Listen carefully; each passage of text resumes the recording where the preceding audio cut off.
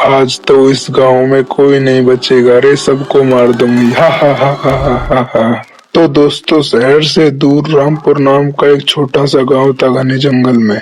उस गांव के बाहर एक पुराना पीपल का पेड़ था। गांव वाले रात होते ही उस पीपल के पेड़ से बहुत डरते थे। सुमित्रा अपने पति से बोली, आज तो इस पेड़ के नीचे कौन रहता है पता लगा कर ही रहूंगी। सही कहती हो सुमित्रा, आज तो पता लगा कर ही रहेंगे इस पेड़ के नीचे कौन रहता है। रात होते ही वो दोनों खिड़की के पास खड़े होकर बाहर की ओर देखने लगते हैं। कुछ ही देर में उन दोनों को पीपल के पेड़ के नीचे से एक चुड़ैल जाती हुई दिखाई देती है, जो कि बहुत ही डरावनी होती है और वहां से जा रही होती है गांव की तरफ। उन दोनों की आंखें फटी की फटी रह जाती हैं चुड़ैल को वहां से जाता देख। अगले ही दिन शहर से एक लड़की आती है गांव में और वह पीपल के पेड़ के पास जाकर खड़ी हो जाती है। कुछ ही देर में लड़की का पिता आ जाता है और वह अपनी लड़की को पेड़ के नीचे खड़ा देख बहुत ही डर जाता है और उससे बोलता है कि बेटा, आज के बाद यहाँ मत आना, यह एक बहुत ही डरावना भूतिया पेड़ है।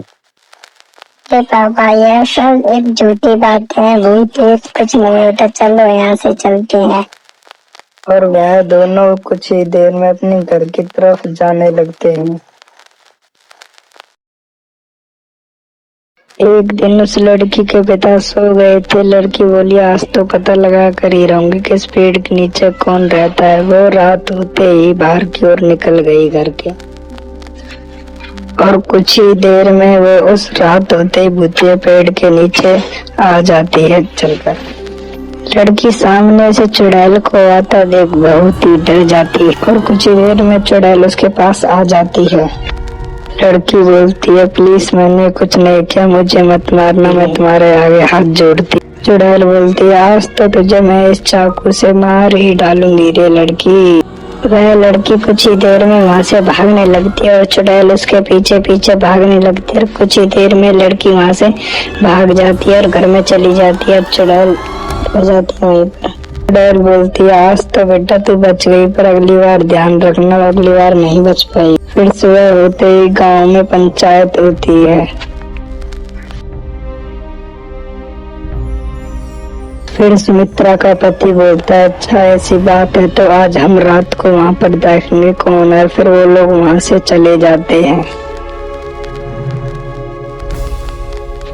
अगली रात होते ही चुड़ैल उस पेड़ के पीछे वापस आती है और वो दोनों तैयार रहते हैं वहाँ पर खड़े।